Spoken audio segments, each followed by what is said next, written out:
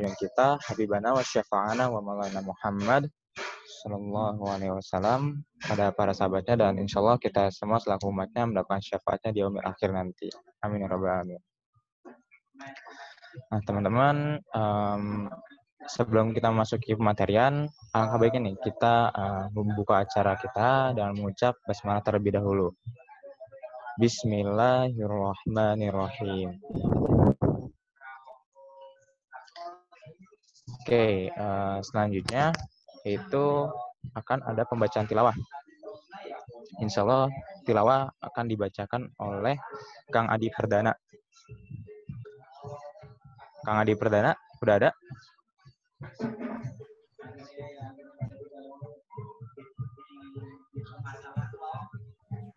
Ya. Kang Adi? Ya. Udah siap? Insyaallah siap. Oke, sip. Kepada Kang Adi Perdana, disilahkan. Baik. Bismillahirrahmanirrahim. Assalamualaikum warahmatullahi wabarakatuh. Teman-teman juga bisa melihat ya, ada layar ditampilkan, itu ada surat Ar-Rahman. Nah, kita akan membaca sampai ayat ke-25. Diharapkan teman-teman juga membaca gitu, supaya penglihatan teman-teman, lisan teman-teman, dan pendengaran teman-teman juga mendapatkan manfaat dari ayat suci yang akan kita baca.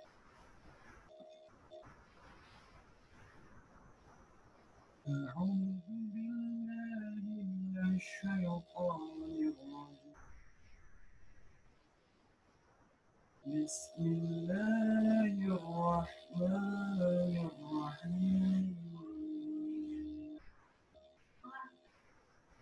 Ar-Rahman 'allamal Qur'an, khalaqal insan, 'allamahul bayan. Asy-syamsu wal qamaru bihusban, wan najmu wasy-syajaru yasjudan. Was-samaa'a rafa'aha wa wada'al mizan, alla taghaw fil mizan, wa aqimul wazna bil qisti wa la tukhsirul mizan, wal arda wad'aha lil anam, fiha fakihatun wan nakhlu dhatul akmam, wal habbu dzul 'asfi war rayhan, wa bi ayyi ala'i rabbikuma tukadziban. Khalaqal insana min salsalin kal fakhar, wa khalaqal janna min marijin min nar, wa bi ayyi ala'i rabbikuma tukadziban. Rabbul masyriqaini wa rabbul maghribaini, wa bi ayyi ala'i rabbikuma tukadziban. Marajal bahraini yaltaqiyan, bainahuma barzakhun la yabghiyan, wa bi ayyi ala'i rabbikuma tukadziban. Yakhruju minhuma al-lu'lu'u wal marjan, wa bi ayyi ala'i rabbikuma tukadziban. Wa lahul jawaril munshatu fil bahri kal a'lam, wa bi ayyi ala'i rabbikuma tukadziban. Shadaqallahul azim. Wassalamualaikum warahmatullahi wabarakatuh. Waalaikumsalam warahmatullahi wabarakatuh.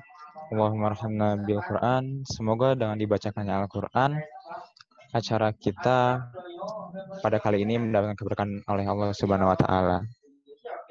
Terima kasih kepada Kang Adi yang telah membacakan tilawahnya. Nah, teman-teman, pada hari ini kan ya, kita kan akan berdiskusi nih, bukan berdiskusi sih, kita akan menyaksikan dan menyimak nih terkait dengan pematerian pada hari ini, yaitu integrasi antara sains, teknologi, dan Al-Quran. Nah, maka teman-teman boleh dulu nih disiapkan catatannya, alat tulisnya, dan keperluan-keperluan lainnya yang insya Allah nih akan banyak kita serap nih ilmu-ilmunya dan kita catat, dan insya Allah menjadi ilmu yang bermanfaat gitu untuk kita. Nah, untuk seminarnya nanti, untuk pematerian ini, insya Allah kita akan dipandu oleh moderator kita. Yaitu Teh Rosi Andini Herinda Putri. Nah, selain pemateri yang hebat, ini juga acara ini akan dipandu oleh moderator yang hebat juga tentunya teman-teman. Nah, kalau teman-teman tahu nih ya, Teh Rosi ini adalah mahasiswa dari IPSI. Mahasiswa dari IPSI yang penerima beasiswa unggulan. Terus tahun 2016 juga pernah menjadi duta. Bisa teman-teman lihat ya pendidikannya mulai dari tahun 2013 sampai 2017, dan itu ada pengalaman organisasinya. Teh Rosi ini menjadi tutor IPA siswa SMP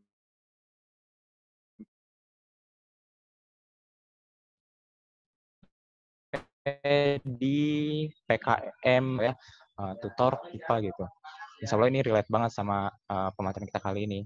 Dan lainnya yaitu ada Kepala Kaderisasi IPSI pada tahun 2019-2020. Itu pengalaman organisasinya, dan ini lihat teman-teman, penghargaannya. Masya Allah ya, penghargaannya banyak. Di sini mungkin saya menyebutkan salah satunya itu adalah mahasiswa berprestasi FMIPA tahun 2020. Dan Masya Allah juga nih, Teh Rosi menjadi co-writer. Pernah juga menjadi co-writer pada tahun 2019 dalam acara seminar. Dan juga pernah menjadi juara 1 lomba karya tulis ilmiah mahasiswa tingkat nasional. Nah, Masya Allah ya, ternyata moderator kita ini nggak kalah hebatnya nih dari pematerian. Moderator kita ini punya pengalaman banyak gitu di bidang karya ilmiah, keagamaan, dan juga sains tentunya. Dan teman-teman bisa ngeliat lagi ya, di sana tulisannya pakai bahasa Inggris, bisa dicari tahu juga pengalaman-pengalamannya, dan itu ada kontaknya di sebelah kiri. Nah, yuk kita moderator kita. Assalamualaikum Teh Rosi. Waalaikumsalam. Masya Allah Teh. Siap Teh, jadi udah siap nih mimpin ngebawain kita buat acara rolling ini Teh. Bismillah. Udah latihan nih dari tadi. Oh, udah latihan Teh. Aduh. Ya Teh ya. Baik. Langsung saja saya serahkan kepada Teh Rosi ya. Kepada Teh Rosi, disilahkan. Ya, terima kasih. Perkenalan yang berlebihan sebenarnya saya biasa aja. Oke. Bismillahirrahmanirrahim. Assalamualaikum warahmatullahi wabarakatuh. Waalaikumsalam warahmatullahi wabarakatuh. Alhamdulillahirrabbilalamin. Assalatu wassalamu ala rasulillahil karim Sayyidina Muhammadin wa ala alihi wa sahbihi wa ummatihi ila yaumiddin. Rabbana inna nas'aluka ilman nafi'ah wa qalban khasyah wa amalan sholihan maqbula wa hayatan thayyibah. Terima kasih yang terhormat Kak Budiman Prastio, pemateri kita hari ini, serta teman-teman sekalian. Apa kabar teman-teman? Luar biasa. Semoga Allah senantiasa jaga kita semua ya, jaga teman-teman serta keluarga. Saya ingin mengucapkan selamat datang dan terima kasih banyak, Masya Allah. Alhamdulillah di tengah-tengah pandemi seperti ini, Allah gerakan hati kita semua untuk tetap hadir di majelis ilmu, meskipun mungkin dengan kondisi yang serba terbatas, begitu. Dan betul, nama saya Rosi Andini, teman-teman boleh panggil saya Rosi atau Enci. Dan insya Allah agenda hari ini adalah pemaparan materi yang akan dilanjutkan dengan sesi tanya-jawab. Nah, sebelumnya saya yakin nih kita sudah pernah membaca Al-Quran, bahkan menghatamkan bacaan kita ya.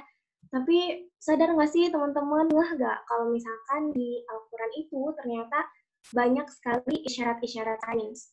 Nah, tapi tadi sempat dibahas juga ya, bukannya Islam sains itu tidak bisa disatukan dan bahkan bertentangan. Bukannya sekarang sains dan teknologi itu dikuasai bahasa ya. Nah loh, gimana nih? Nah, insya Allah sebentar lagi kita akan mendengarkan pemaparan yang sangat menarik dari pemateri yang luar biasa mengenai interstellar atau integration of science, technology, and Al-Quran. Untuk lebih mengenal, saya akan membacakan CV dan biodata dari pemateri kita sore ini. Ya, oke. Beliau adalah Kak Budiman Prastyo, lahir di Tangerang 6 Maret 23 tahun yang lalu. Beliau berdiam di Tangerang dan teman-teman bisa menghubungi Kak Budiman Prastyo melalui telepon, email, serta Instagramnya yang di layar. Kemudian organisasinya, beliau ini sekarang jadi salah satu koordinator Marstek atau warung seni dan teknologi.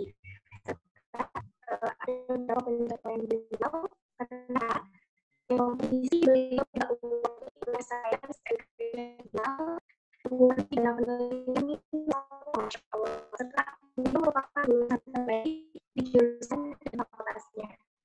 Lalu akademis yang sudah beliau buat ada di antaranya instalasi lahan air, kemudian beliau membuat artikel yang dipublikasikan di University Journal dan Insya Allah. Dan beliau juga menulis buku berjudul Prinsipia Kimia. Insya Allah. Nah, langsung saja kepada Kak Budiman Prastyo, saya persilahkan. Mangga, Kak.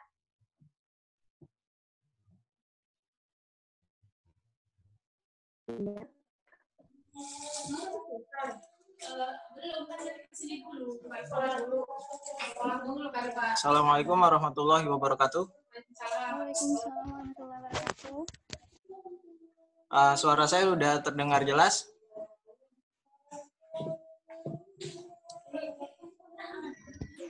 Cukup jelas, Kak. Ya. Cukup jelas ya suara saya? Kalau misal ada suara bising, saya mohon maaf. Oke, kita mulai ya. Ada yang komen ini gambarnya buram. Atau misal slide saya di-share di grup WA gitu, mungkin ada yang mau sembari melihat slide saya, kalau misal nanti nggak kelihatan. Ada yang komen buram misalnya. Bagaimana panitia? Bisa di slide pertama? Oh iya, maaf Kak. Slide pertama. Ya, ini slide pertama. Saya buka kembali ya. Assalamualaikum warahmatullahi wabarakatuh. Alhamdulillah. Wassalatu wassalamu ala rasulillah nabiyina wa rasulina Muhammad ibn Abdullah wa ba'du. Allahu ta'ala fil Qur'anil Karim. A'udzubillahi minasyaitonir rajim. Bismillahirrahmanirrahim. Qalu subhanaka la ilma lana illa ma 'allamtana. Barakallahu azim. Nah, ini di slide saya pertama terlintas di pikiran kalian seperti gambar apa itu? Antara kanan dan kiri. Ada 2 lembaran ya.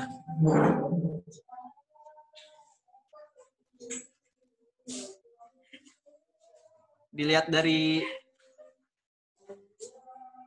tulisannya, mungkin ada yang jelas di sini.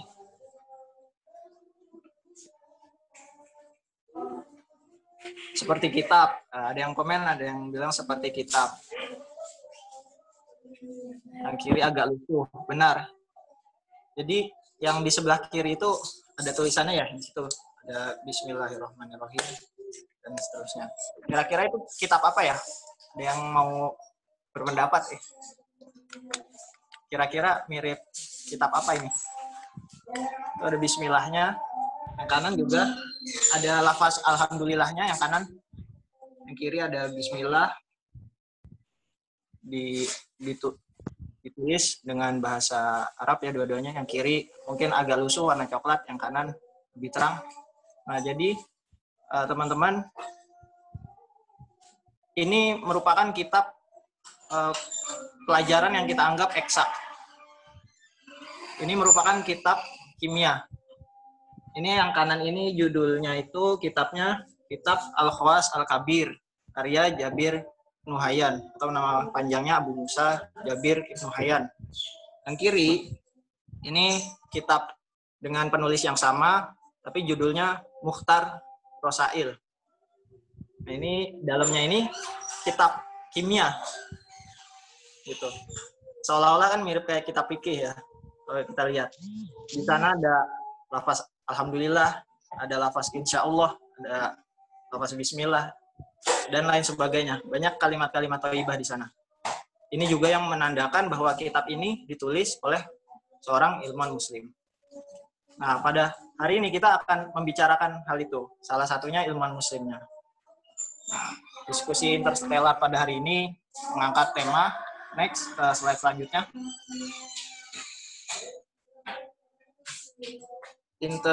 Integration atau kesatuan ya, integration of science, kesatuan ilmu. Kalau di Universitas Islam itu disebutnya Nahdlatul Ulum. Itu bahasa Arab ya, artinya kesatuan ilmu. Jadi ulum itu bentuk jamaknya dari ilmu. Jadi kesatuan ilmu-ilmu. Ini sebenarnya kurang S ya, jadi integration of sciences. Jadi ilmunya ada banyak. Ulum, bukan hanya satu ilmu.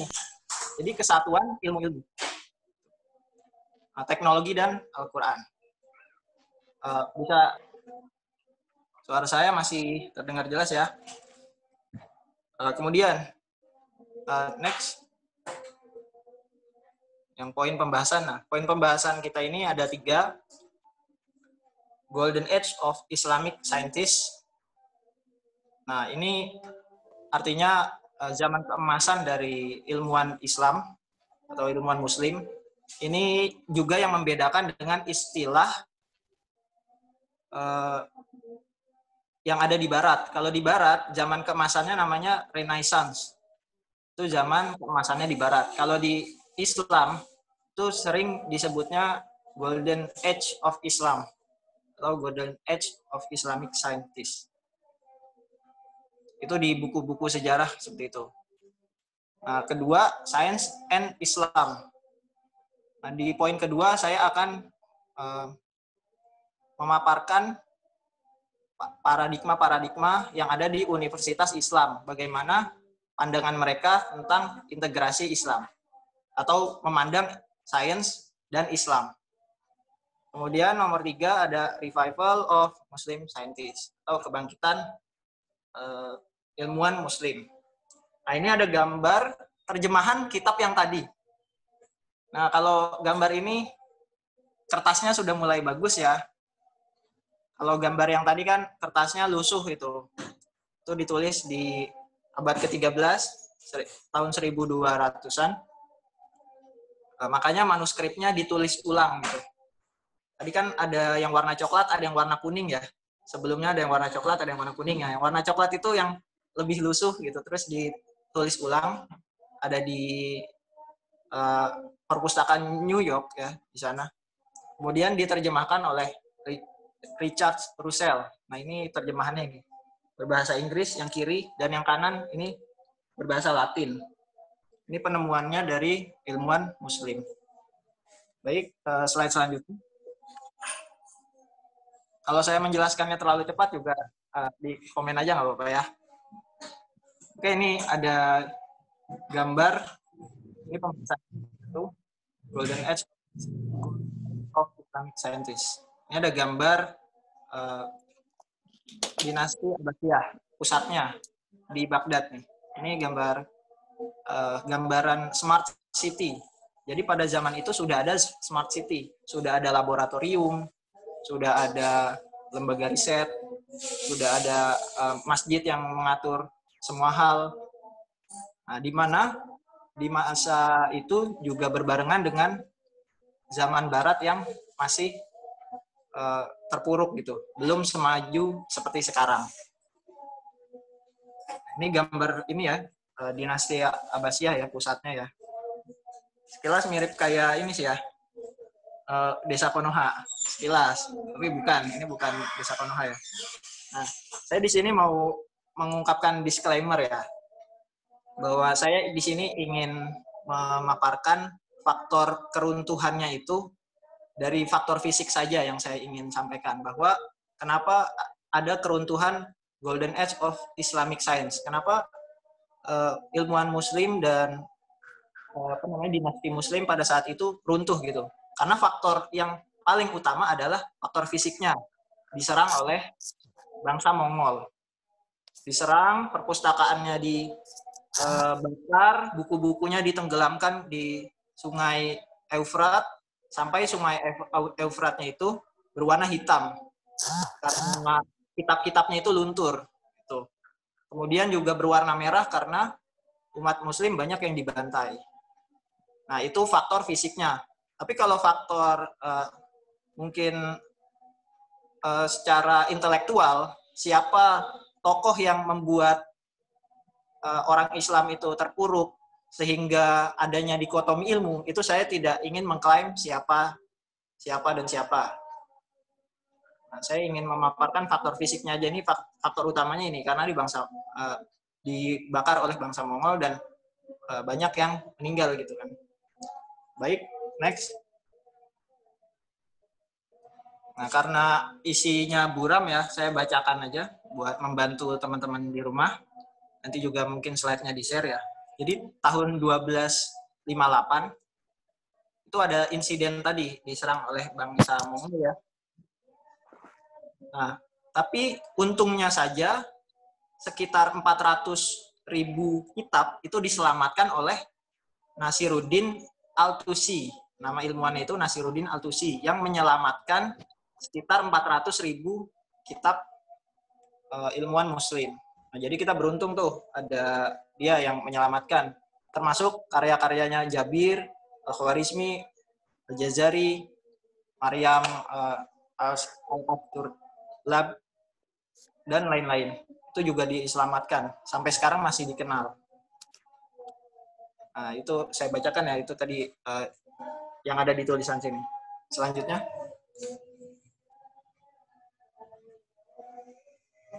Nah, teman-teman mungkin tidak asing atau malah asing ya. Ini siapa sebenarnya gambar-gambarnya? Di sini ada berbagai macam bidang nih yang semuanya itu merupakan ilmuwan Muslim. Ada yang dari bidang kedokteran, Ibnu Sina. Ada yang di bidang bahasa, dia itu penerjemah Al-Kindi. Al-Kindi itu di sampingnya Ibnu Sina tuh ya. Nah, paling ujung kanan itu merupakan Ibnu Sina, atau di bangsa Barat itu disebutnya Avicenna ya. Nah, dari kanan ya saya menyebut. Nah, setelah itu Al-Kindi.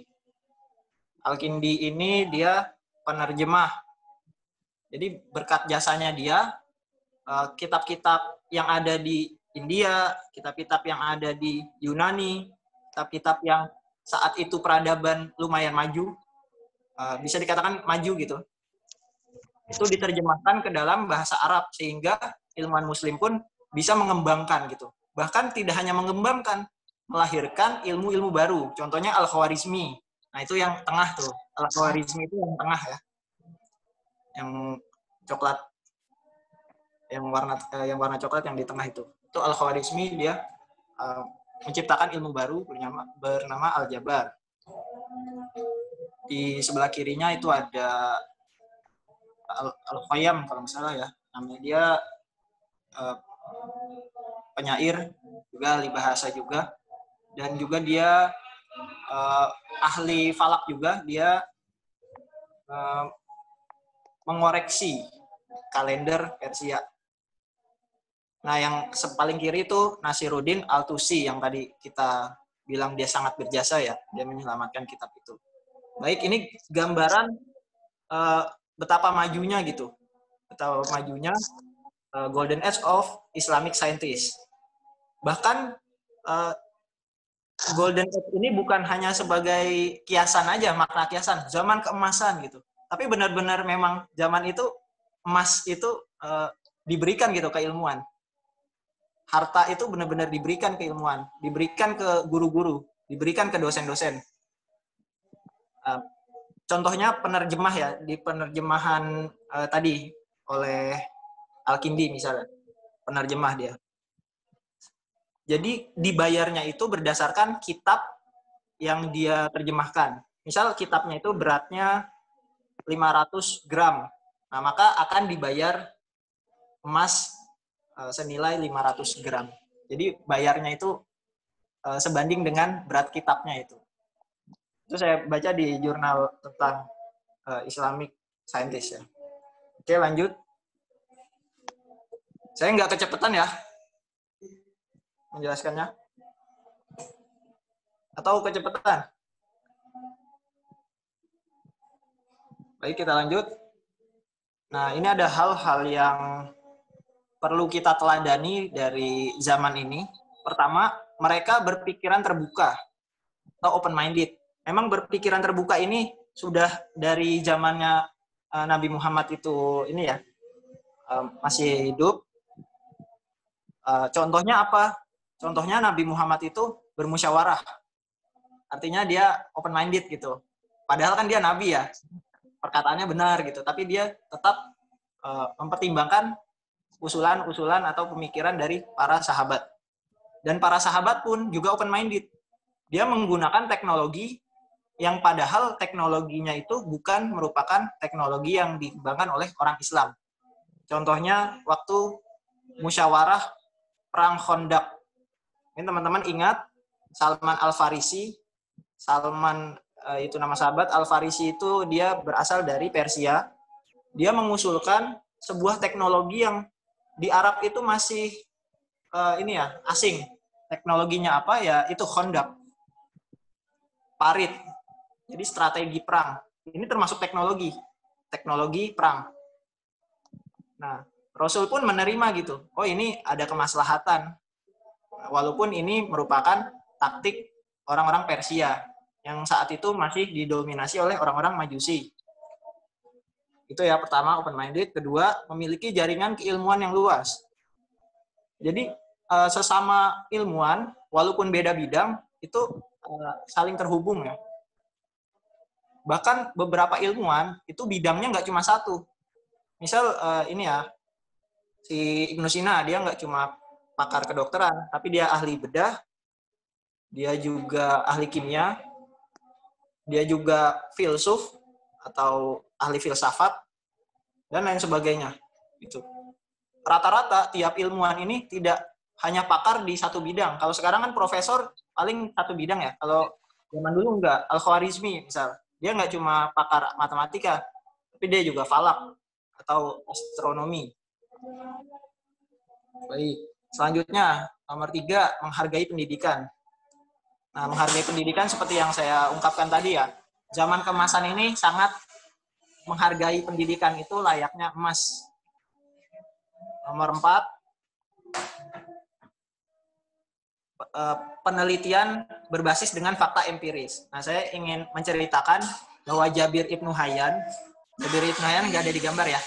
Saya mau menceritakan aja. Jabir Ibnu Hayyan ini merevolusi ilmu kimia. Jadi dia sering disebutnya Bapak Kimia. Kenapa? Karena dia penelitiannya itu berbasis fakta empiris atau eksperimen. Menurut dia dalam kitab Mukhtar Rosail, sesuatunya itu harus dieksperimenkan agar tahu hasilnya. Itu menurut dia.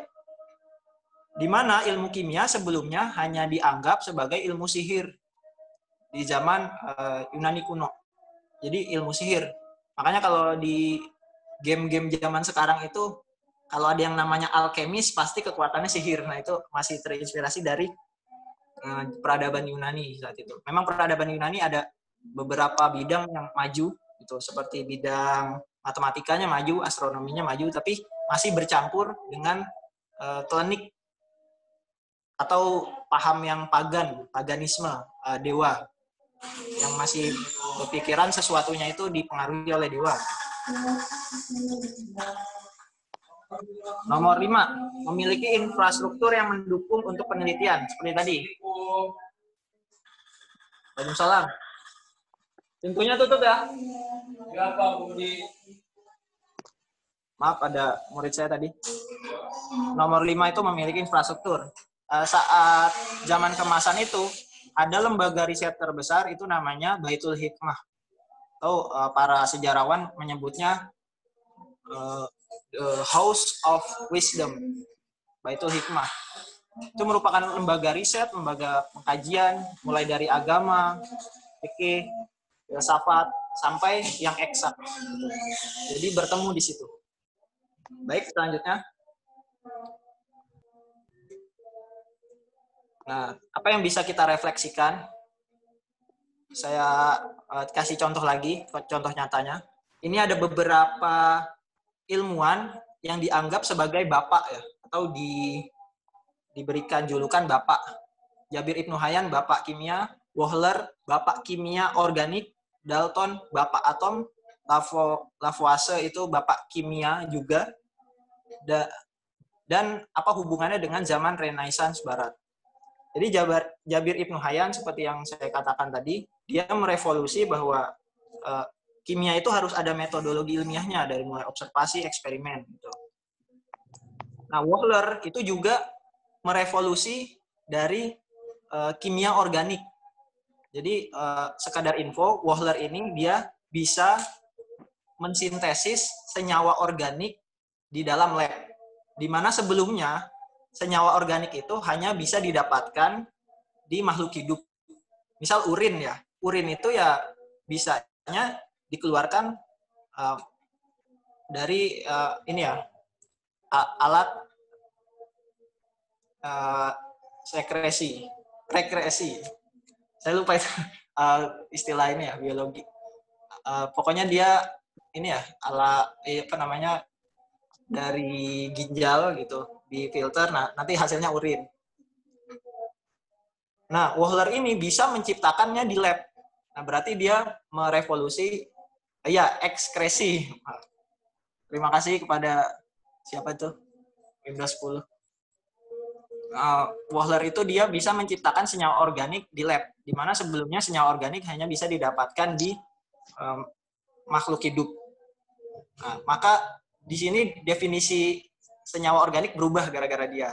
Kemudian Dalton ini bapak atom. Dia orang yang pertama kali merumuskan atau memodelkan atom, tetapi menggunakan eksperimen, di mana sebelumnya ada ilmuwan atom juga, tapi dia tidak eksperimen. Siapa namanya? Democritus. Itu dari Yunani. Dia memikirkan atom, tetapi dia tidak bereksperimen tentang atom. Yang bereksperimen adalah Dalton. Maka Dalton ini disebut bapak atom, bukan Democritus. Lavoisier juga. Lavoisier ini ada erat kaitannya dengan jumlah zat. Dia juga sama, mengeksperimenkan reaksi kimia sehingga bisa dihitung. Nah, apa kaitannya dengan zaman Renaissance? Zaman Renaissance itu di Barat itu merevolusi pemikirannya dia, pemikiran dari bangsa Barat. Jadi bangsa Barat itu terbalik dengan bangsa Islam. Jadi bangsa Barat itu malah dia melepaskan agamanya agar dia bisa maju. Tetapi ilmuwan Muslim, dia harus memegang erat agamanya baru bisa maju. Itu kebalikannya seperti itu. Sebab zaman-zaman seperti peradaban Yunani, kemudian peradaban Barat, Eropa, dan lain-lain, itu kalau dia memegang erat agamanya, itu tidak selaras. Atau bahkan dilarang oleh agamanya untuk meneliti, untuk sekadar berpikir, itu dilarang oleh agamanya. Apakah di Islam juga seperti itu? Dilarang, mau masuk ke lab dilarang. Jadi mungkin ada fatwa haram masuk lab gitu. Mungkin seperti itu ya. saking diharamkannya, Galileo itu juga dihukum gitu. Sampai matanya itu dicel sama gereja. Dihukum sama gereja. Dikisos. Kalau bahasa kita apa? Dikisos. Oke, lanjut. Tadi, ini penjelasannya ya. Penjelasan yang tadi. Kenapa mereka disebut Bapak atau the founder-nya. Ada Jabir, Kohler, Dalton, Lavoisier. Itu. Karena dia memiliki kontribusi yang merevolusi dari ilmu-ilmu sebelumnya. Kata kuncinya di sini adalah dia memberikan kontribusi.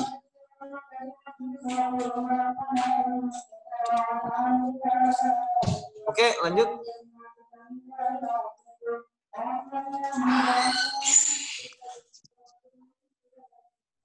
Nah, ini juga penjelasan yang tadi ya. Saya sebenarnya tadi sudah saya jelaskan bahwa di zaman Eropa itu juga pernah mengalami masa keterpurukan.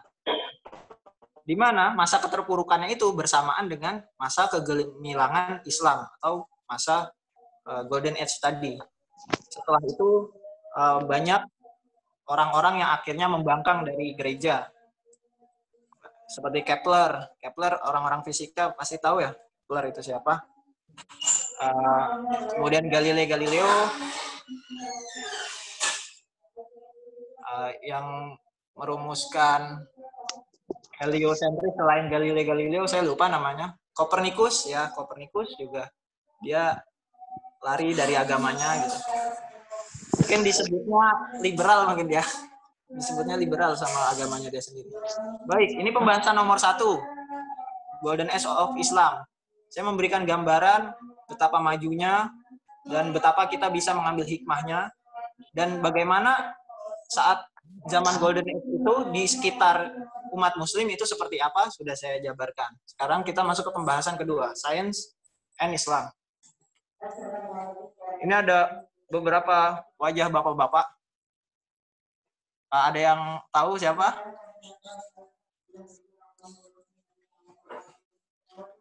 Ya, ini para profesor ya. Para profesor dari berbagai universitas Islam negeri.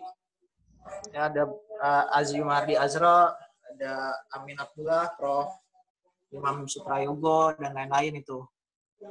Ada dari UIN Wali Songo, ada dari UIN Jakarta, UIN Makassar, UIN Alauddin Makassar, ada UIN Jogja. Dan itu ada jumlahnya ada 7 universitas Islam negeri. Nah, kita bedah ya satu-satu.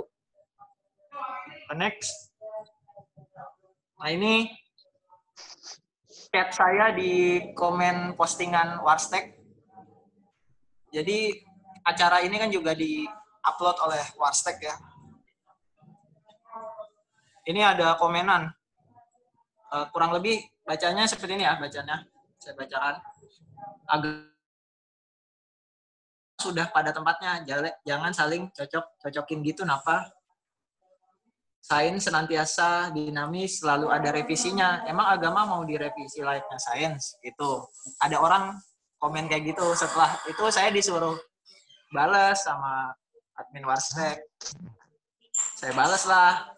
Ini yang menetapkan ini founding father-nya dari Universitas Islam gitu. Kenapa saya milih Universitas Islam Negeri sebagai paradigma kesatuan ilmu? Karena ini ada sisi historis yang ingin saya ceritakan. Nah, dia habis itu nggak berani jawab lagi kan. Saya udah bobo profesor soalnya. Dia siapa gitu kan. Oke, lanjut.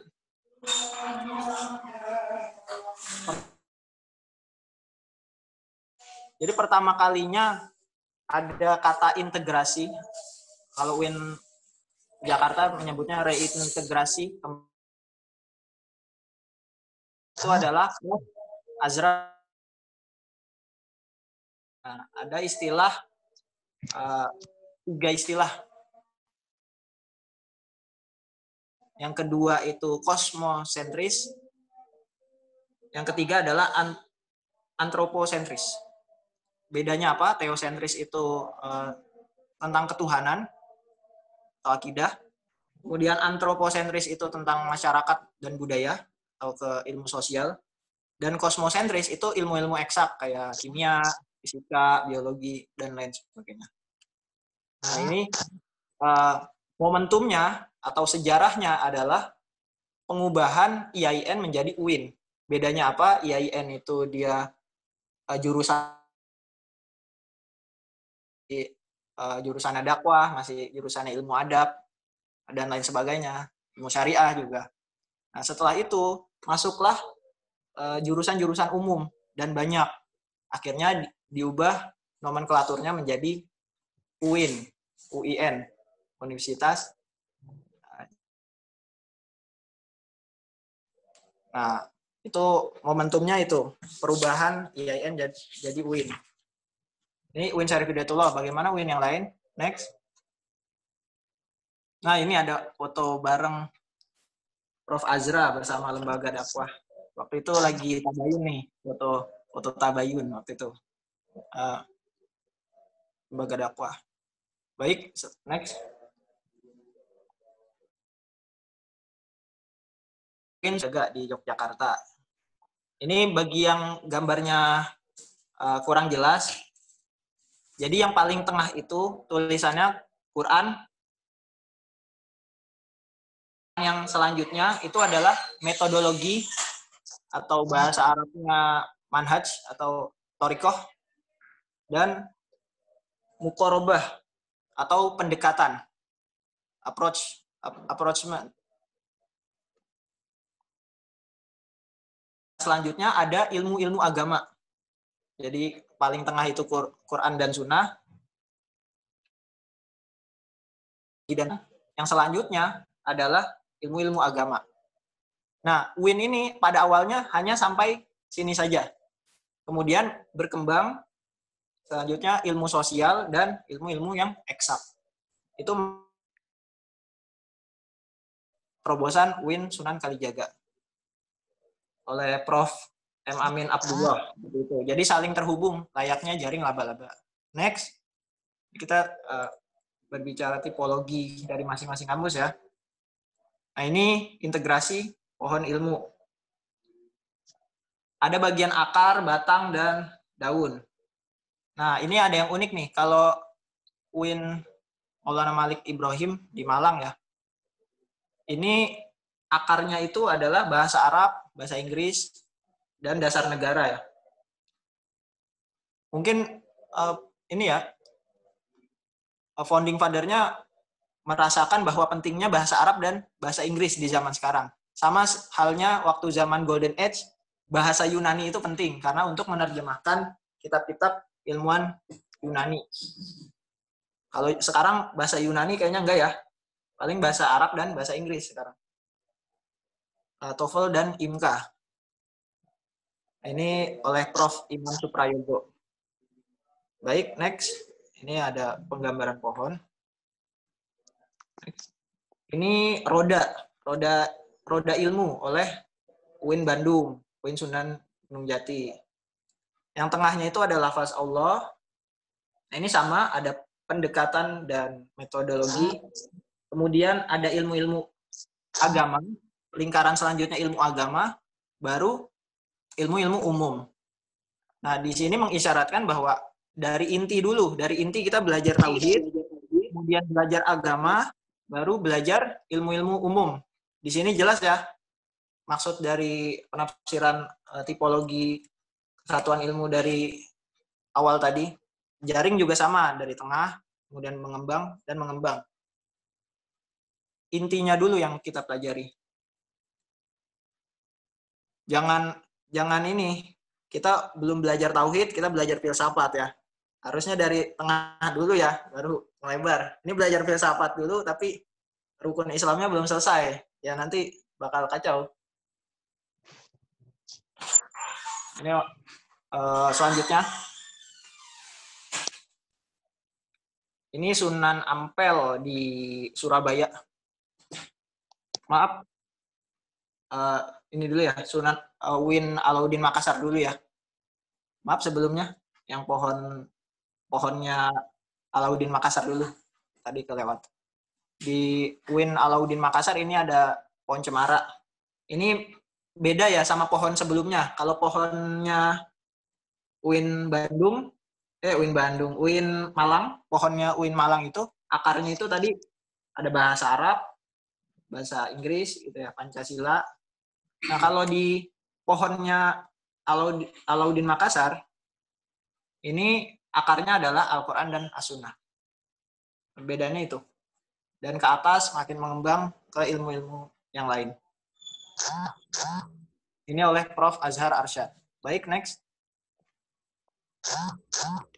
Nah, ini baru UIN Surabaya, UIN Sunan Ampel. Ini menara kembar tersambung. Seperti logonya ya, logo kampusnya itu ada menara kembar. Ini kurang lebih sama ya. Penyambungnya itu merupakan penggambaran dari interaksi. Yang interaksi tersebut diberi nama oleh UIN Sunan Ampel adalah ulul albab atau orang-orang yang berpikir. Itu ada di Quran surat 3 ayat 190. Di situ ada dasar pemikirannya UIN Sunan Ampel bahwa tanda-tanda yang ada di bumi ini itu senantiasa harus difikirkan agar kita semakin dekat dengan Allah. Baik, selanjutnya ada yang terakhir, ini UIN Wali Songo. Nah, ini tempat saya kuliah nih ya. Nah, ini ada gambar intan berlian ilmu. Secara tinjauan struktur kimia, ujung pensil kalian itu zatnya sama seperti berlian ini, hanya beda strukturnya saja. Ini ada tulisan Allah di tengah atau ayat-ayat kauniyah. Ayat-ayat kauniyah itu adalah ayat-ayat yang masih bisa ditelusuri secara sains. Seperti itu ayat-ayat kauniyah. Ada ayat-ayat Qur'aniyah atau ayat-ayat tentang hukum seperti itu. Ada di situ. Pokoknya tipologi-tipologi ini kurang lebih pemikirannya sama ya. Artinya menginginkan adanya integrasi ilmu. Baik, next. Nah, kita masuk ke pembahasan nomor 3. Revival of Muslim Scientists. Ini ada bukunya tadi, terjemahannya Richard Russell. Terjemahan berbahasa Inggris. Ini menerjemahkan karyanya Jabir. Atau dipanggil oleh mereka dengan sebutan Geber. The Work of Geber. Judul terjemahannya. Nah, apa yang bisa kita pelajari dari mereka? Kurang lebih ini selanjutnya. Kurang lebih adalah bagaimana cara pandang mereka terhadap sains. Ini ada beberapa istilah, ada islamisasi sains dan saintifikasi Islam. Ini definisi menurut Syekh Naqib Al-Atas dan Ismail Raji Al-Faruqi. Ini orang Indonesia yang Naqib Al-Atas, lahir di Bogor, ya, tapi jadi ilmuwan di Malaysia. Nah, itu dia ilmuwan tentang kesatuan ilmu. Pemikir dia, ahli filsafat. Nah, bedanya islamisasi sains dan saintifikasi Islam menurut dia apa? Kalau islamisasi sains itu Islam sebagai nilai yang apabila berinteraksi dengan sains itu akan berdampak kepada kita. Dampaknya apa? Yaitu iman dan takwa. Itu islamisasi sains. Jadi tidak sekadar cocokologi ayat. Selanjutnya ini ada saintifikasi Islam. Saintifikasi Islam saya beri contoh, kita mencari atau mensaintifikasi atau mencari nilai kebenaran dari Islam. Kan banyak ayat-ayat yang masih misteri. Contohnya tentang jasad Fir'aun, kemudian ada Ashabul Kahfi, dan masih banyak lainnya. Saya minum dulu ya, kayaknya haus. Baik, lanjut. Ini islamisasi sains dan saintifikasi Islam. Nah, ini yang saya mau sampaikan di komenan yang tadi, yang ada orang menganggap bahwa Islam, sains. Islam itu bisa menerima sains dan dapat beriringan, berbeda dengan ilmuwan barat. Malah bisa saling koordinasi gitu. Kalau saintifikasi Islam itu bersumber dari nas. Jadi dalil itu merupakan sumber rujukannya. Perbedaannya itu. Kalau islamisasi sains itu nilai-nilai Islam yang dapat ditanamkan dalam sains. Kalau saintifikasi Islam itu mencari kebenaran sains dalam nas-nas Islam atau dalil-dalil yang ada di Islam. Yang lebih rumit yang saintifikasi Islam. Lanjut. Ini saya beri contoh dua ilmuwan kita. Yang kiri ada Profesor Irwandi Jaswir, dia ahli biokimia yang meneliti apakah makanan ini halal atau haram, bagaimana mendeteksi senyawa agar mudah kita lihat asalnya haram atau enggak. Misal ini ya penelitian dia tentang gelatin ya yang terkenal itu. Ini dia mendapatkan reward dari King Faisal Award. Dia juga mendapatkan award dari Habibie Award, dan dia juga mendapat hadiah juga di Asia Pasifik yang saintis gitu. Asia Pasifik yang saintis. Kemudian yang kanan itu Dr. Eng Khairul Anwar. Ini orang Bandung nih ya. Orang Bandung pasti tahu nih. Nah, bedanya apa yang kanan dan kiri? Yang kiri itu, dia itu tadi islamisasi sains. Ini saya anggap sebagai islamisasi sains. Karena dia mengkolaborasikan antara ilmunya dia, biokimia, dengan ya, itu Raja Salman, Kak. Oh ya, itu Raja Salman ya. Yang ngasih hadiah Raja Salman, tapi award-nya itu King Faisal ya. King Faisal Award. Sampai sekarang juga namanya King Faisal Award ya. Padahal bukan Raja Faisal lagi. Sampai mana tadi ya? Oh ya, kalau Pak Irwandi Jaswir ini, dia mengkolaborasikan antara keilmuan yang dia miliki, biokimia, dengan agama. Jadi dia membantu agamanya dia dengan ilmunya. Seperti itu. Ini ada kaitannya dengan penjelasan saya yang sebelumnya ya. Kalau Pak Khairul Anwar, dalam salah satu simposiumnya yang saya hadir di simposium dia menjabarkan salah satu penelitiannya dia yang inspirasinya diambil dari hadis Nabi. Jadi dia baca hadis Nabi, kemudian dia mendapatkan ide untuk membuat, kalau di bidangnya dia adalah coding ya, atau algoritma. Dia mendapatkan sumber inspirasi algoritma dari hadis. Kalau di kajian hadis ini namanya living hadis ya, tapi tidak bisa disamakan dengan living hadis juga. Kalau living hadis kan pengimplementasian hadis ke dalam nilai-nilai masyarakat ya. Tapi kalau ini dalam nilai sains, ilmunya dia. Perbedaannya itu antara dua ilmuwan ini. Baik, next. Kok beda ya? Next lagi. Slide saya yang ada logo MUI dan BPOM ada nggak? Kayaknya ini ya. Ada yang slide yang lewat. Sebentar Kak, saya cari dulu. Ya, slide saya gambarnya LPPOM MUI dan BPOM.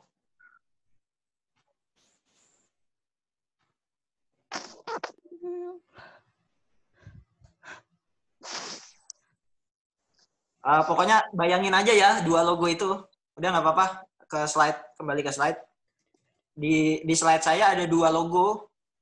Logo LPPOM MUI atau Lembaga Pengkajian Pangan Obat-obatan dan Makanan, Majelis Ulama Indonesia, dan BPOM atau Badan Pemeriksa Obat-obatan dan Makanan. Dua lembaga ini saling bersinergi, saling terintegrasi. Kalau MUI itu menghukumi sebuah makanan, kalau BPOM ini menghukumi makanan tetapi dari segi baik atau buruknya. Saya ulangi sekali lagi, BPOM itu mengaudit senyawa. Oh, senyawa ini aman untuk tubuh. Oh, makanan ini aman untuk tubuh. Enggak cuma makanan ya, bisa obat-obatan, bisa kosmetik. Oh, ini aman gitu. Cuma aman doang gitu. Oh, ini aman dikonsumsi, ini aman untuk dipakai. Itu ranahnya BPOM atau Badan POM tadi, pemeriksa obat-obatan dan makanan. Nah, ranahnya LPPOM MUI itu mensertifikasi apakah ini halal atau tidak. Bisa jadi bahan itu aman, tetapi tidak halal. Gitu. Jadi saling bersinergi. Kalau LPPOM MUI itu dari segi kehalalan, oh ini halal, oh ini haram. Jadi halalan ya, halalan. Kalau BPOM itu toyiban, oh ini baik nih dikonsumsi, ini aman dikonsumsi. Takarannya segini, dosisnya segini. Itu dari BPOM. Ini saling menguatkan gitu, dua lembaga ini. Makanya di LPPOM MUI itu isinya selain ulama agama, ada juga ulama-ulama kimia, ulama-ulama biokimia, biologi, ahli gizi, dan lain sebagainya. Gitu. Kerjasamanya terasa ya. Baik, next. Yang gambar ini ya, Jabir ya. Tadi gambarnya Jabir. Jabir itu menjadikan agama itu sebagai nasihat. Di dalam karya-karyanya, beliau itu sangat sedikit mencantumkan ayat kecuali untuk menasihati. Jadi tidak cocokologi. Jabir Ibnu Hayyan itu pure dia meneliti tentang kimia dan menjadikan agama itu sebagai pembimbingnya dia. Kan kita banyak ya melihat ilmuwan-ilmuwan itu dia pinter tapi tersandung kasus apa gitu. Dia itu orangnya pinter, PhD tapi tersandung kasus apa. Dia itu tidak menjadikan agama itu sebagai pembimbingnya. Ini saya kutip dari jurnalnya Pak Edi Chandra. Afwan, BPOM bukan badan pemeriksa. Oh ya, badan pengawas ya. Maaf, ada tadi singkatan yang salah. BPOM itu badan pengawas obat-obatan dan makanan. Saya ingat tugasnya dia memeriksa ini ya. Jadi saya kira P-nya itu memeriksa.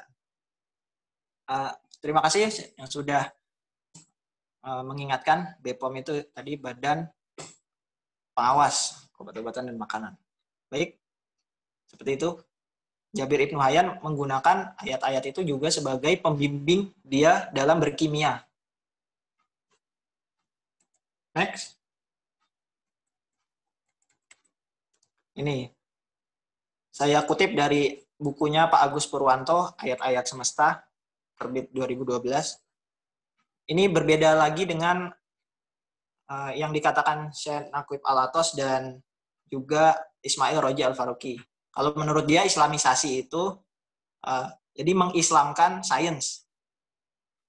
Nah, ini lebih cenderung ke cocokologi menurut Pak Agus ini. Beliau ahli fisika, lulusan Universitas Hiroshima, kalau nggak salah. Bisa dilihat di Google Scholar-nya ya. S3-nya fisika teori di Hiroshima. Jadi bukunya tentang fisika. Misalkan tentang atom ya, tentang zaroh atom. Itu masuknya ranahnya masih islamisasi sains. Masih paling lemah ini. Gitu. Paling lemah. Misal kata zaroh ya dengan atom. Kan yang tadi dinyinyirin sama netizen tuh. Jangan dicocok-cocokkan dong. Nah, ini islamisasi sains yang menurut Pak Agus ini yang paling lemah gitu. Karena tidak lebih kuat daripada yang selanjutnya. Selanjutnya ini ada saintifikasi Islam. Menurut dia, saintifikasi Islam itu menjadikan Al-Quran atau hadis ini sebagai sumber inspirasi. Misalnya nih saya kasih contoh itu buah delima. Buah delima itu ada di Al-Quran. Ini termasuk ayat kauniyah. Jadi ayatnya itu tidak mutasyabihat, tidak abu-abu ya. Ini ayatnya sudah jelas gitu. Tidak butuh penafsiran yang lebih lanjut. Jadi sudah jelas, delima ya delima gitu. Nah, setelah itu kita teliti delimanya itu bermanfaat atau tidak. Ternyata bermanfaat. Nah, kemudian baru terciptalah sains Islam. Jadi memiliki ciri khas gitu, seperti Al-Khwarizmi memiliki ciri khas aljabar, sehingga aljabar itu bermanfaat untuk ilmu-ilmu yang lain. Sehingga aljabar itu juga bermanfaat untuk Islam itu sendiri. Seperti halnya Ibnu Haytham dan Al-Biruni, dia karena kontribusinya kita juga bisa belajar astronomi, bisa menentukan kiblat, bisa menentukan kalender. Itu bermanfaat.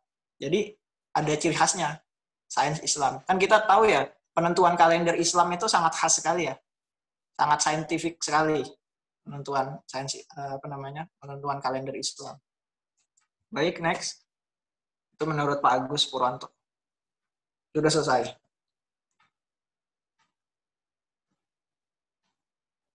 Sekarang pukul 17.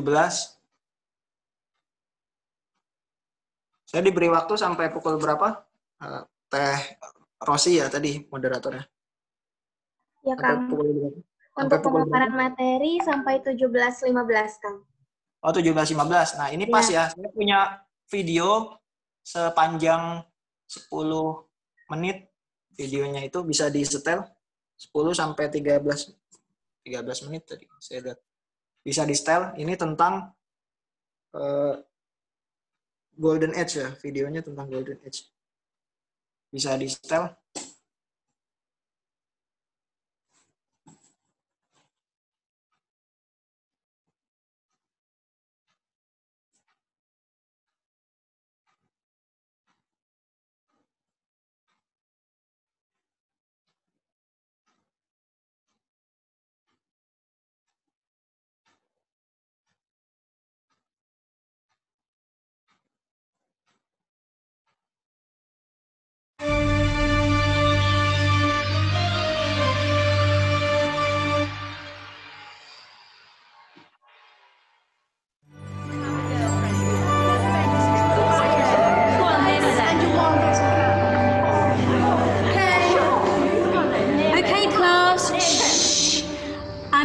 Each group of you a different era of history to research. And the question is, what impact did your era have on the modern world?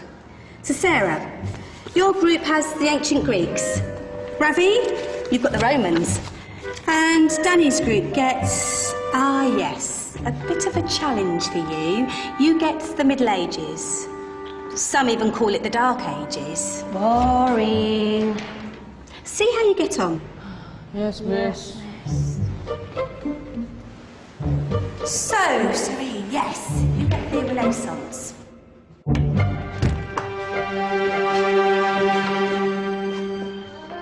Is that the librarian? I guess so. How are the Dark Ages going to have anything to do with us? Excuse me. Sorry to bother you. What do you want? We need to find out what impact the Dark Ages had on the modern world. Never was a period of history so poorly named. Don't touch. It's priceless. And I suppose someone's been filling your head with the usual nonsense, eh? 1,000 wasted years. A black hole in history, am I right? Yeah, sort of. You see, it's always the same. You assume it was all mud, disease, death and destruction, with marauding mobs of barbarians ripping down the good of former civilizations, burning and plundering as they went. Nothing of any worth invented either, eh? Oh, no. Go on, Beofrey. Sorry to bother you. Come on, it's probably not worth it. Everyone knows that the Greeks and Romans invented everything anyway. Oh, did they now? And you're sure about that, are you? You know, I might just have something for you. You seem to be up for the task. I suppose I could... Follow me. I've got just the book for you.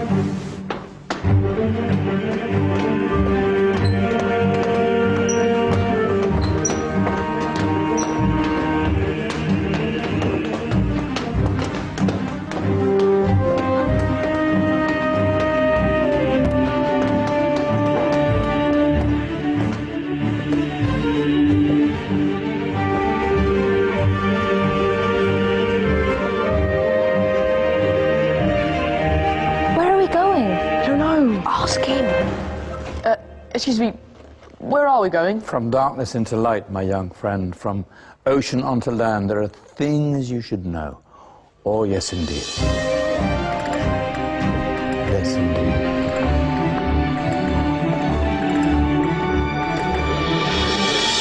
Now, I know I left it round here somewhere.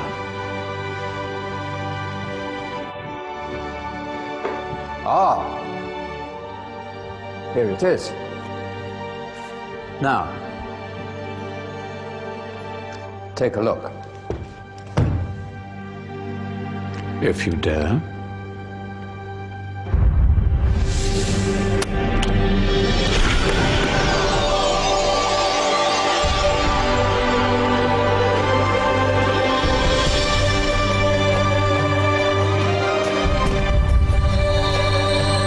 What's going on?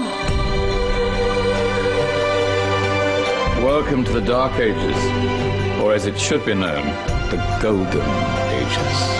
Who are you? I am Al-Jazari, engineer and ingenious inventor. I thought you said this was the Dark Ages. It doesn't look very dark. That's because it's all a matter of perspective, my soon-to-be illuminated friend. Of course, there are parts of the world that weren't dark at all, but in a civilization that stretched from Spain to China, the golden rays of discovery and invention shone over everything.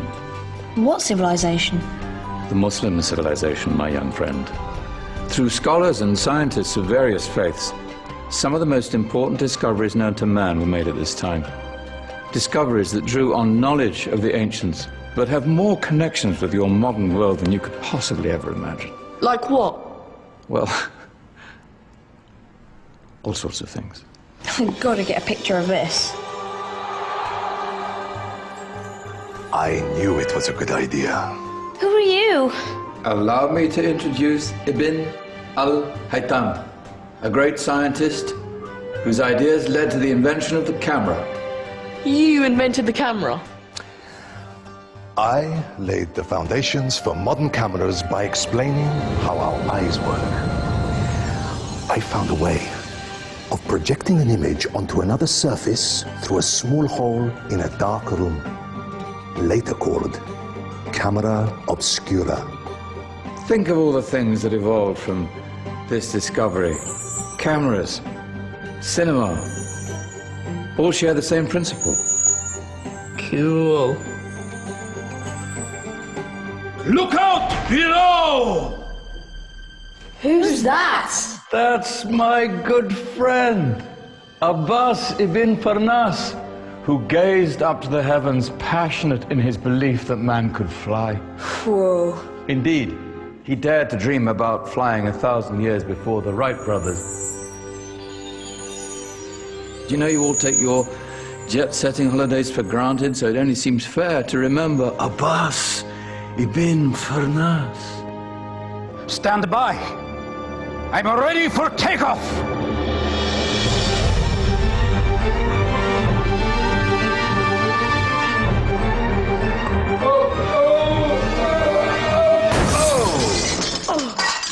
You did forget one thing, though. The tail, useful for landing. Ah, my back. Is there a doctor in the house? Did someone call? Ah, my old friend, why don't you introduce yourself to my young guests? I am Abul Qasim al-Zahrawi. Many call me the father of surgery. Did you actually do surgery back then? Of course we did. In fact, many of the surgical tools that I invented are still used in your modern hospitals. Excuse me, a patient needs my attention. Scalpel? I think I may need some stitches. In that case, I'll use catgut. Catgut? From the gut of animals. Perfect for stitching up internal wounds. Your surgeons are still using it today. Sorry, mustache.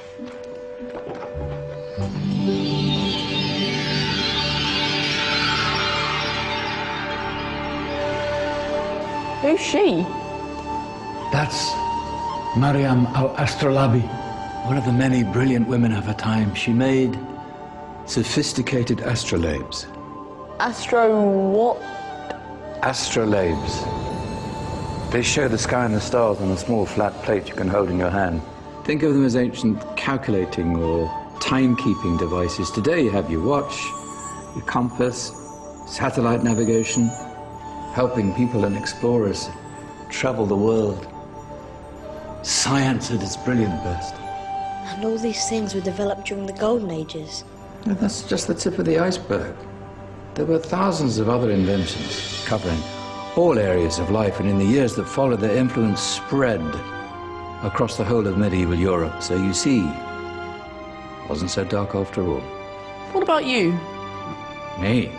What did you invent? Well, I don't want to be big-headed, but I made some groundbreaking advances in engineering. I suppose my most significant discovery converted rotary motion into linear motion using a crank and connecting rod. It's essential in pumps and engines. In fact, I've no idea how the Industrial Revolution could have happened hundreds of years later without such a device. Not that I ever get the credit I deserve.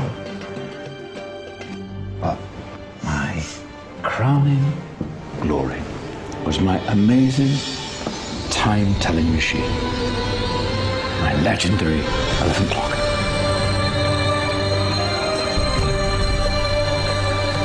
It's a clock. Yes. Dozens of components collected from different cultures around the world.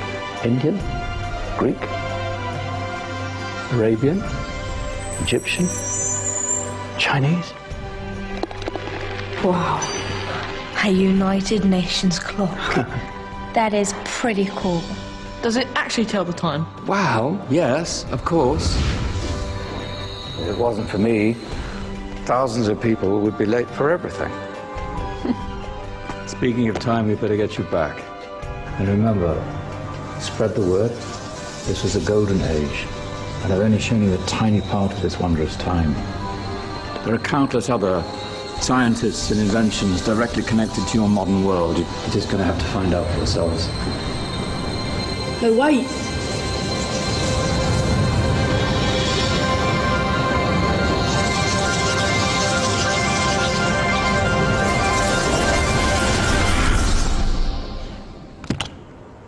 Whoa. Did you? Yeah. That wasn't quite so boring. Come on, we're gonna be late.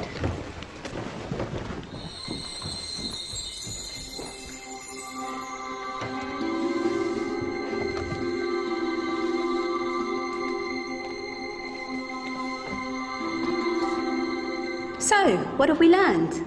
The Romans, the Greeks, the Renaissance, and the Industrial Revolution all have great relevance to us today. Where's Tanya's group? Just them. Ah, our intrepid Dark Ages group. You probably had a much harder time finding any connections with the modern world. Actually, miss, that's not strictly true.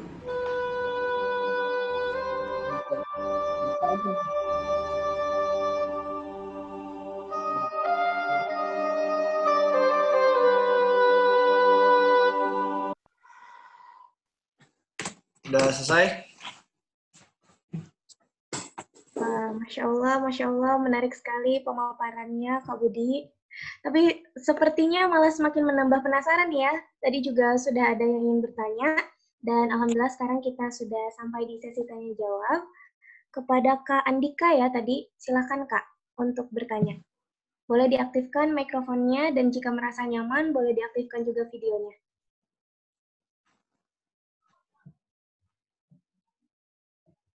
Pertanyaannya bisa dibacakan sama moderator mungkin kalau yang diketik ya. Ya, boleh. Bagi yang lain boleh langsung ditulis pertanyaannya di kolom chat. Kak Andika tadi sudah siap untuk bertanya? Diketik aja. Oke, baik.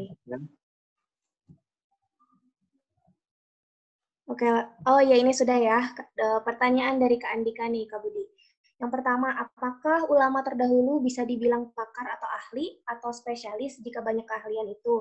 Atau spesialisasi itu terhimpun dalam satu orang ulama? Sedangkan saat ini yang namanya ahli hanya dalam satu bidang kepakaran. bagaimana ahli sejarah Islam mengklasifikasikan ulama-ulama ini? Apakah dikatakan pakar atau ahli atau spesialis? Apakah ada sumber referensi pengklasifikasian keahlian ulama, Kak? Baik, saya berusaha menjawab. Jadi kalau ada saran bisa ditambahkan ya sama Kak moderator ya. Siap, Kak. Jadi pada masa itu ilmu-ilmu itu sangat beririsan gitu. Misal matematika, banyak bidang ilmu lain itu juga perlu matematika. Maka matematika di sini ilmuannya itu tidak hanya menguasai matematika saja, tetapi menguasai selain matematika. Ya, bisa dipahami ya. Misal ada ini ya kitab yang saya beli nih. Ini kitab Al-Jabar wal Muqabbala karya Al-Khwarizmi yang diterjemahkan oleh dosen UIN Bandung, Pak Mada Sanjaya ya. Ini kitabnya luar biasa. Jadi kitab ini menjadi sumber rujukan ahli-ahli yang lain selain ahli matematika. Itu. Terutama pengukuran yang sifatnya itu geometri. Mulai dari 3 dimensi maupun 2 dimensi. Bahkan kalau diperluas itu bisa sampai ke astronomi ya. Kemudian di ilmu yang saya bidangi sendiri, itu ilmu kimia itu juga tidak berdiri sendiri. Ilmu kimia itu juga bisa beriringan dengan biologi, jadinya biokimia. Apakah saya bisa dikatakan multidisiplin? Bisa, karena bisa menguasai kimia, bisa menguasai biologi. Misal seperti itu, seperti Prof. Irwandi Jaswir menguasai biologi, menguasai kimia, maka ilmunya disebut biokimia. Apakah dia ahli? Iya, dia pakar. Gitu. Tidak hanya satu ilmu saja. Karena ilmu-ilmu eksak ya, saya contohkan ilmu eksak aja. Ilmu eksak itu saling terpadu gitu, saling ada kaitannya. Kimia dengan biologi, dengan fisika. Kimia fisika aja ada. Kimia fisika ada, kimia biologi ada. Betul. Kimia dengan ilmu komputer ada nggak? Ada kan? Ada, iya.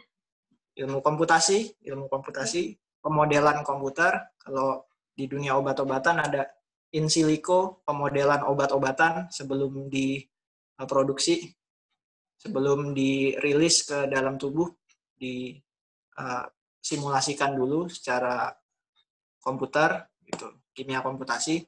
Jadi apakah hal tersebut bisa dikatakan ahli? Iya, kalau dia itu benar-benar pakar. Apakah disebutnya spesialisasi? Ya, iya, berarti spesialisasinya dia memang banyak, gitu. Tidak hanya satu bidang yang kita anggap bidang kimia saja, contohnya seperti itu. Itu jawaban untuk Kak Andika ya. Terima kasih sudah bertanya, pertanyaannya sangat bagus. Ya, terima kasih Kak Andika.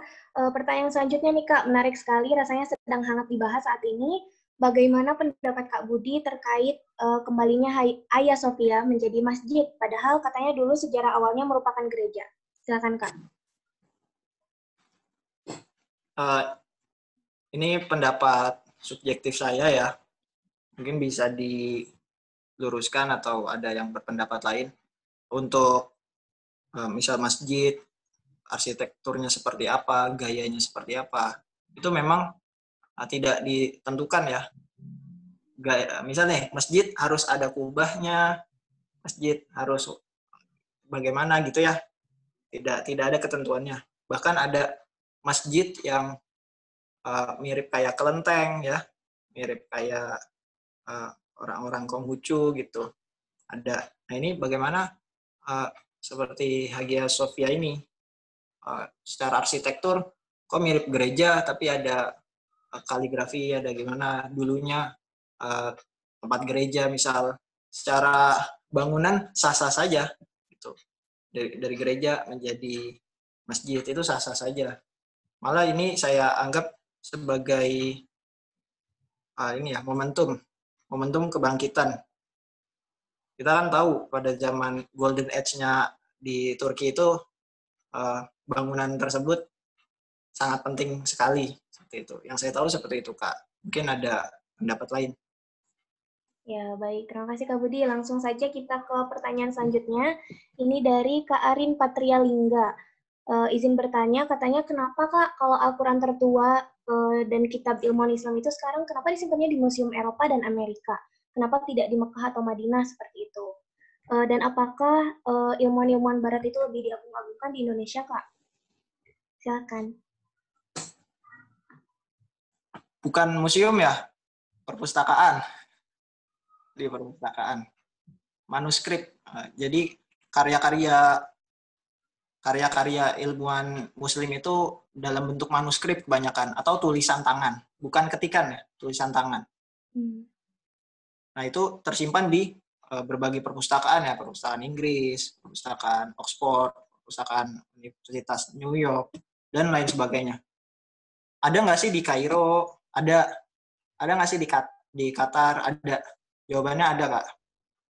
Saya pernah diberikan manuskrip dan manuskripnya itu disalin di perpustakaan Kairo, di perpustakaan Qatar. Ya. Ada, Kak. Jawabannya ada. Tapi salinannya ya, bukan aslinya. Mungkin aslinya ada di, misal ini ya, kitab Mukhtar Rosail.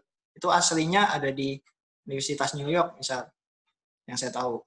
Kemudian ada salinannya, ada ketikannya gitu. Atau disalin menggunakan tangan tapi lebih rapi, dengan kertas yang lebih baik gitu. Itu ada di berbagai perpustakaan. Tapi untuk aslinya mungkin nggak tahu ya, dibawa ke perpustakaan tersebut melalui apa, saya kurang tahu secara sisi historisnya. Tapi kalau di berbagai perpustakaan timur, itu sudah ada. Termasuk kitab Mukhtar Rosailnya, karya Jabir Ibnu Hayyan. Baik, terima kasih Kak. Jadi mungkin memang karena Islam ini berjaya di hampir di seluruh dunia dulu, sehingga kitab-kitabnya atau manuskripnya tersebar gitu ya. Nah, langsung ke pertanyaan selanjutnya dari Kak Hoirul Gibran. Nah, sepertinya beliau ingin menyampaikan secara langsung. Kak Hoirul Gibran sudah siap, silahkan. Halo, Assalamualaikum warahmatullahi wabarakatuh. Kak Budi. Warahmatullahi wabarakatuh. Gini Kak, sebelumnya terima kasih untuk ilmunya. Saya ada 2 pertanyaan Kak, atau mungkin agaknya lebih ke minta pendapat gitu. Ini,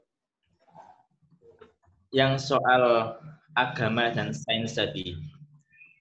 Firman Allah turun pertama adalah Iqra, yang maknanya adalah bacalah. Karena dengan membaca, orang-orang akan saling menghargai, akan saling open-minded. Nah, kalau kita tarik pada kesimpulan 3 hal paling utama, Kak ya, akan kita jumpai fakta, masalah, dan solusi. Faktanya, Kak, 250 juta Indonesia memiliki penduduk 250 juta dan merupakan negara terpadat nomor 4 di dunia. Itu sensus 2010.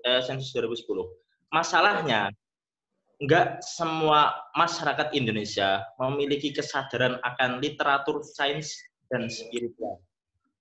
Nah, barangkali solusinya Kakak ada nih, boleh minta pendapat atau enggak?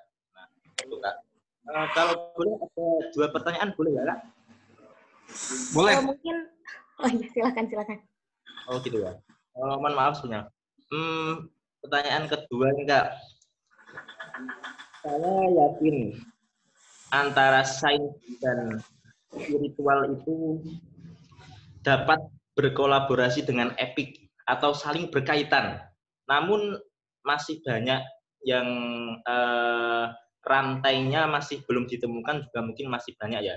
Ya kayak kok bisa Nabi Sulaiman berbicara dengan hewan, atau mungkin fenomena buruk. Nah, yang saya tanyakan ini,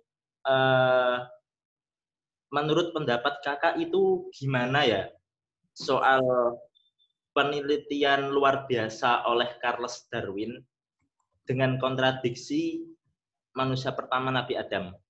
Oke Kak, terima kasih. Baik, silakan Kak Budi. Pertama ya, bagaimana meningkatkan literasi. Memang benar dikatakan oleh Kak Khairul Gibran tadi bahwa literasi Indonesia ini menurut indeks PISA, jadi indeks PISA ini indeks di dunia pendidikan secara internasional itu 3 tahun sekali. Nah, indeks terakhir itu kita 2018 itu kita urutan ke-7, tapi dari bawah gitu. Termasuk dalam bidang sainsnya. Bagaimana meningkatkannya? Saya sih sebenarnya punya usulan ya di dunia pendidikan adanya lembaga kayak penerjemah tapi benar-benar di handle oleh pemerintah. Seperti halnya dengan yang ada di ini, yang ada di zaman Golden Age dulu. Menurut saya itu bisa meningkatkan literasi kita. Kadang kita ini ya males untuk membaca karya-karya berbahasa asing. Gitu. Misal ya, saya temukan nih karya-karya umat muslim yang bentuknya manuskrip dan diterjemahkan ke dalam bahasa Indonesia itu masih sangat sedikit gitu.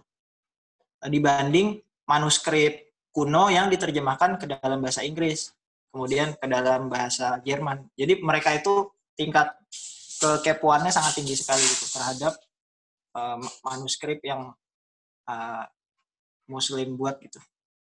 Salah satunya itu. Tapi nggak cuma Muslim ya, manuskrip itu bisa dari Yunani, bisa dari Cina, bisa dari peradaban-peradaban yang maju. Gitu. Meningkatkannya seperti itu, Pak. Saya rasa bahasa itu sangat penting. Makanya tadi ada salah satu tipologi kesatuan ilmu tadi, saya lupa UIN mana tadi yang ada pohon, terus bawahnya ada bahasa Arab dan bahasa Inggris. Akarnya itu bahasa Arab dan bahasa Inggris. Masih ingat ya tadi? Nah, bahasa Arab dan bahasa Inggris di zaman sekarang sangat penting sekali. Kalau bahasa Arab, kita bisa menerjemahkan manuskrip-manuskrip yang ada di timur, dan bahasa Inggris kita dapat menerjemahkan manuskrip-manuskrip yang ada di barat. Kita harus open-minded gitu, nggak cuma manuskrip yang ada di timur saja, tapi kita juga menerjemahkan manuskrip yang ada di barat. Sebab dua peradaban ini adalah dua peradaban yang pernah maju. Kalau peradaban barat sekarang yang sedang maju, dan peradaban Arab dulu pernah maju. Seperti itu, Pak. Pertama itu ya, bidang bahasa. Terus pertanyaan yang kedua tentang Charles Darwin ya. Charles Darwin itu masih teori ya, Kak, bukan hukum. Jadi kedudukan sains itu teori sama hukum itu lebih tinggi hukum. Teori ini bisa jadi salah, bisa jadi benar. Nah, termasuk teori Charles Darwin ini sudah ditinggalkan oleh dunia kedokteran modern. Gitu. Seperti itu, Kak. Ya, baik. Terima kasih, Kak Budi. Alhamdulillah, beberapa pertanyaan tadi sudah terjawab ya. Untuk teman-teman yang belum terjawab pertanyaannya, silakan tulis di kolom chat nama dan pertanyaannya. Insya Allah akan dijawab kemudian oleh Kak Budi dan disampaikan melalui WhatsApp group, insya Allah. Nah, dari pembahasan tadi, kesimpulan yang dapat saya ambil adalah Islam, sains, dan teknologi ternyata tidak hanya berkaitan erat, bahkan Islam menjadi dasar perkembangan sains dan teknologi begitu. Sains dan teknologi juga pernah berjaya sehingga disebut the golden age of Islamic scientists. Namun sayang sekali kejayaan Islam sempat runtuh.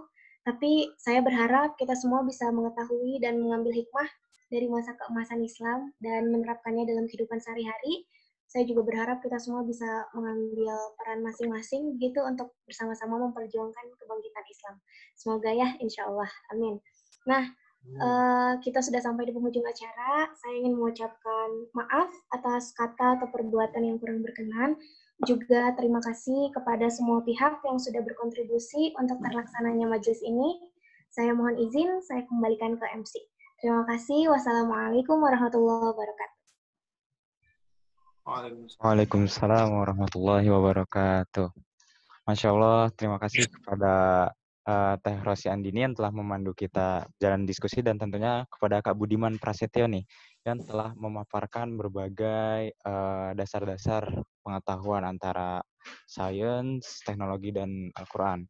Nah, semoga dengan sesi kita kali ini, insya Allah nih kekepoan kita nih ya terhadap dunia ilmiah, apalagi tadi disebutkan bahwa sinyal literasi kita rendah, nah itu bisa menjadi dasar kunci kita nih untuk kembali mengembangkan atau kembali mengembalikan the golden age yang pernah kita alami masa kejayaan Islam. Suaranya bercak ya, Kak? Oke. Ini tes. Udah jelas? Oke ya. Alhamdulillah, alhamdulillah kita udah sampai penghujung acara nih teman-teman. Selanjutnya ada sesi foto, tapi sebelum itu mari kita tutup acara ini dulu ya dengan doa bersama.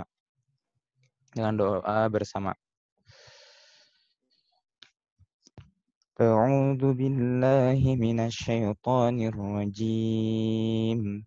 Bismillahirrahmanirrahim. Alhamdulillahi rabbil alamin. Alhamdulillah ala ni'matil Islam. Alhamdulillah ala ni'matil ukhwah Islamiyah. Alhamdulillah. Allahumma salli ala Sayyidina Muhammad wa ala ali Sayyidina Muhammad. Allahumma salli wa sallim wa barik ala Sayyidina Muhammad tibbil qulub wa dawaiha wa afiyatil abdani wa shifaiha wa nuril absari wa diaiha wa ala alihi wa sahbihi ajma'in.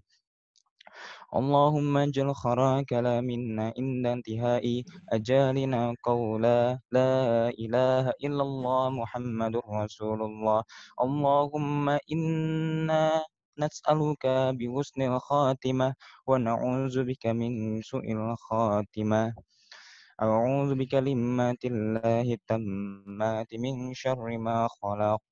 Bismillahi ma sya'allah la yasuqul khairun illallah. Bismillahi ma sya'allah la yasufu su'a illallah. Bismillahi ma sya'allah man kana bi ni'matin faminallah. Bismillahi ma sya'allah la hawla wa la quwwata illa billahil aliyyil azim.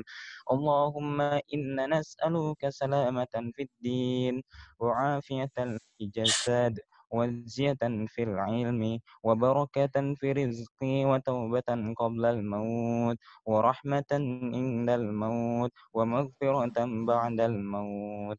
اللهم هون علينا في شكرة الموت والنجاة من النار والعفو عند الحساب. ربي زدني علما نافعا وارزقني فهما. Ya Allah ya Rahman ya Rahim, ya Allah yang Maha Pengasih lagi Maha Penyayang. Ampunilah dosa kami, ampunilah segala kekhilafan kami yang sekiranya itu menutupi akal sehat kami, hati nurani kami untuk mengenal lebih dalam ilmu Islam dan juga ilmu teknologi maupun sains, ya Allah. Bukakanlah hidayah untuk kami agar kami selalu senantiasa mencari ilmu untuk hidup di dunia ini agar menjadi hidup yang mulia, penuh makna untuk bekal kami di akhirat nanti, ya Allah. Ya Allah, tambahkanlah ilmu yang bermanfaat kepada kami dan jadikanlah kami orang-orang yang beruntung dan orang-orang yang mendalami ilmu untuk mendalami kebesaran-Mu, ya Allah. Rabbana hab lana min azwajina wa dhurriyyatina qurrata a'yun waj'alna lil muttaqina imama. Rabbana la tuzigh qulubana ba'da idh hadaitana wa hab lana min ladunka rahmah innaka antal wahhab. Rabbana atina fid dunya hasanah wa fil akhirati hasanah wa qina azaban nar. Subhana rabbika rabbil izzati amma yasifun wa salamun 'alal mursalin walhamdulillahi rabbil alamin. Fi barakati al-Fatihah.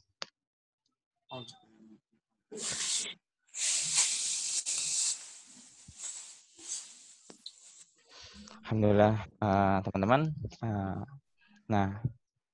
Itu ada presensi teman-teman. Bagi teman-teman yang udah hadir, harap isi presensinya terlebih dahulu ya. Presensinya, linknya ada di grup. Nah, itu ada di Zoom juga, Zoom chat. Maka klik aja link presensinya, kemudian isi pertanyaan-pertanyaan yang ada di link tersebut.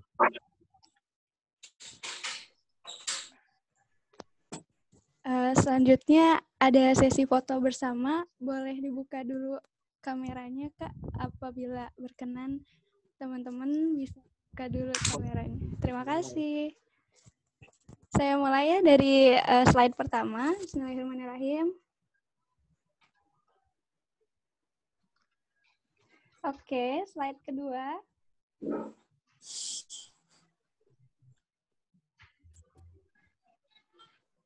Slide ketiga.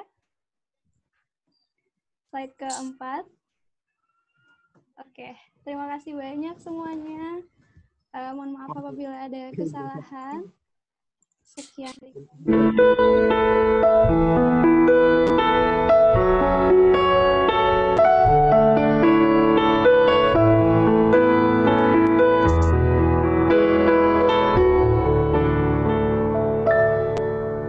There's faith in my world. It comes back to your teachings and all your words. From your life I have learned to be patient and caring at every turn. The reason I'm strong, where I belong. In a world spinning out of control, the reason for my pride, you are my guide. And I will always follow your way, your way, your way. Oh, alayka sallallahu, oh Muhammad. Peace and blessings on you every day. Alayka sallallahu, oh Muhammad. You inspire me in every way.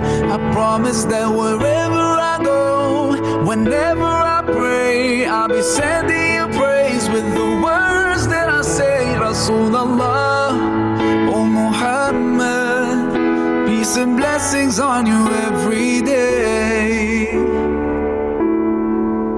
There's light in my heart, helps me find my way back when I've gone too far.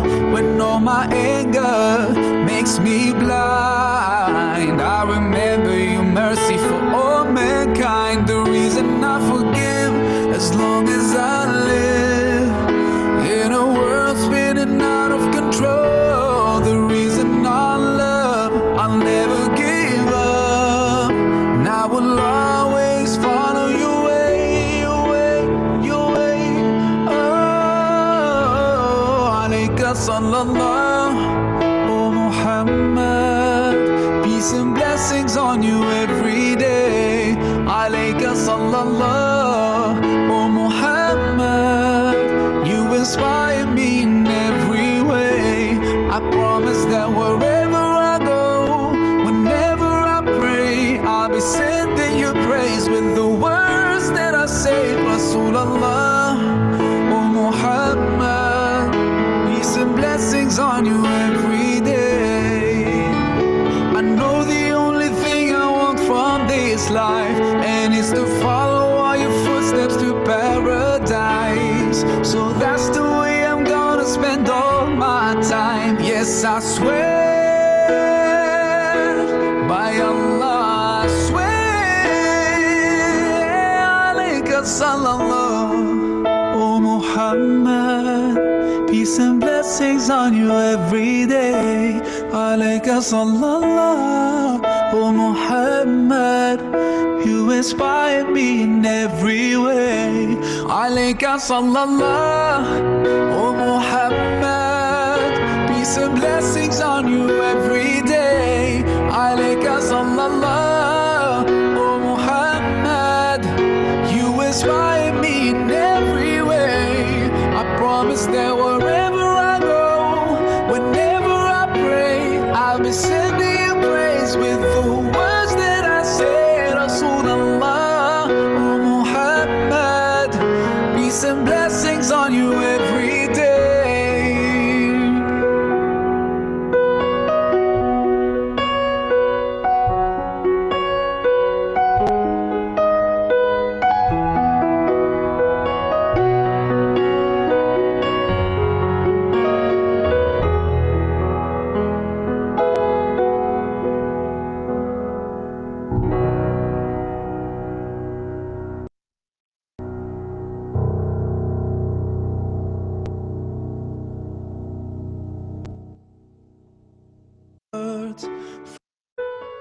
It comes back to your teachings and all your words. Teman-teman, terima kasih banyak atas kerjasamanya. Boleh live dan terima kasih kepada Nicole juga.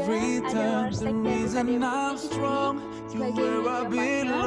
Warstake atau Warstake boleh di follow di Instagramnya warstake_com dan KDM_. Jangan lupa juga buat isi presensinya, linknya ada di room chat atau lihat di sini juga ada di bawah ini. Untuk mentoring sendiri, mentoring itu adalah kegiatan berkumpul atau melingkar secara rutin, biasanya pekanan atau tiap minggu bersama-sama mentor atau biasa dikenal Niko atau Halako. Silakan barangkali ada yang sudah pernah atau belum mentoring, silakan pun kalau misalkan berniat mentoring pun bisa itu karena berfungsi akan kata atau tidak. There's light in my heart, helps me find my way back when I've gone too far. When all my anger makes me blind, I remember your mercy for all mankind. The reason I forgive as long as I live in a world spinning out of control. The reason I love, I'll never give up. Oke, karena sudah mendekati waktu sholat maghrib, saya mau izin untuk menutup Zoom ini. Terima kasih semuanya. Jazakumullah khairan katsiran. Wassalamualaikum warahmatullahi wabarakatuh.